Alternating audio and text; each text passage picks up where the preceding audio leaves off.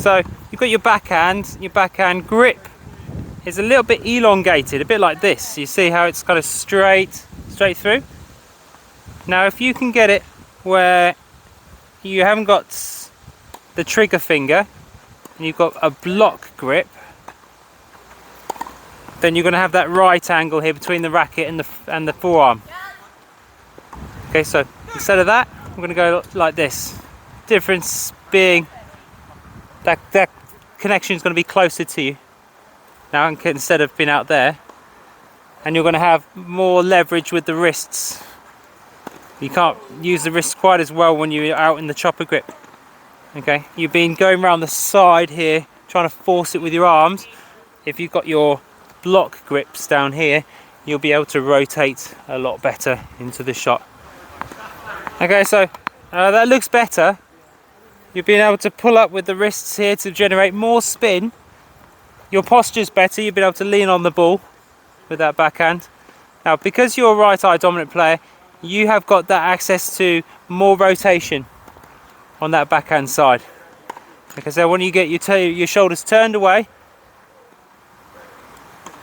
from the ball, so almost getting that chest beyond sideways, and then before we go to hit the ball, we're going to take it back a little bit further before we go through.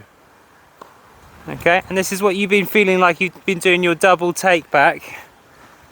We're going to take it all the way back, and then the roll of the shoulders goes back and then forwards.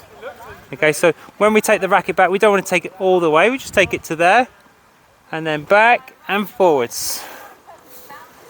So I'm doing it as a lefty, it's a bit awkward. I'll do it this size better. Okay.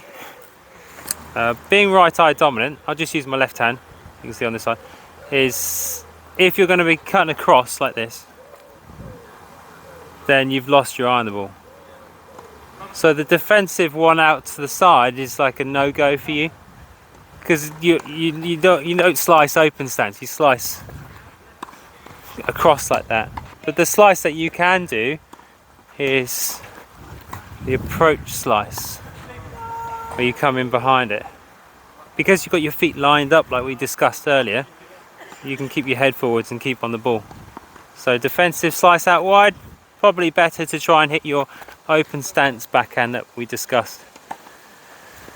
And then you've still got that slice available to you on the approach, the chip and charge. But let's find how can you stay off the backhand and just hit that incredible forehand of yours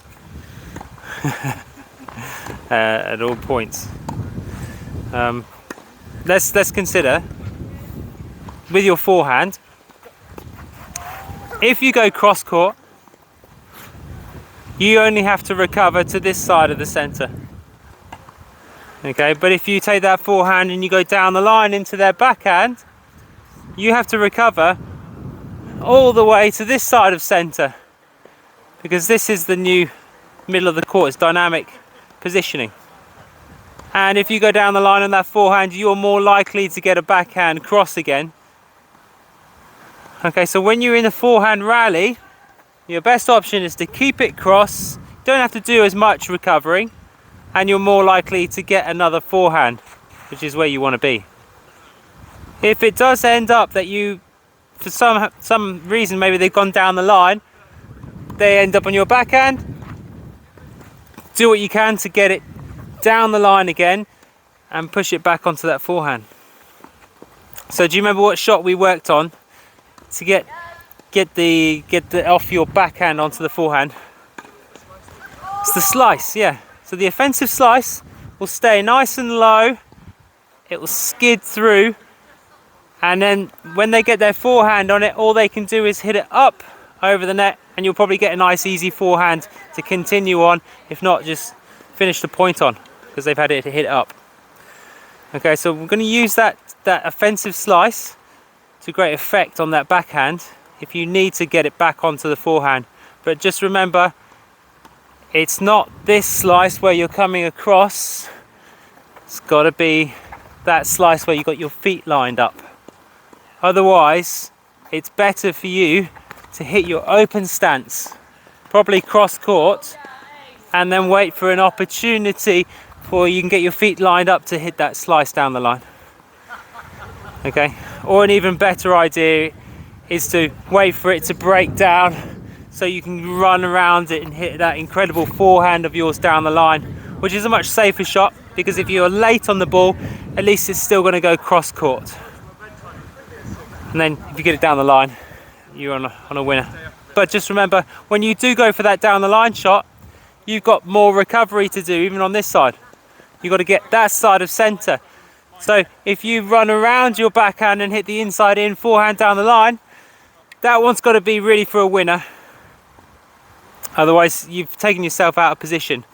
So this slice is going to be really effective when it's not going to be a winner. Maybe you've got a slight breakdown in the rally, and any opportunity you can take that slice down the line to change it back onto your forehand inside to win the point.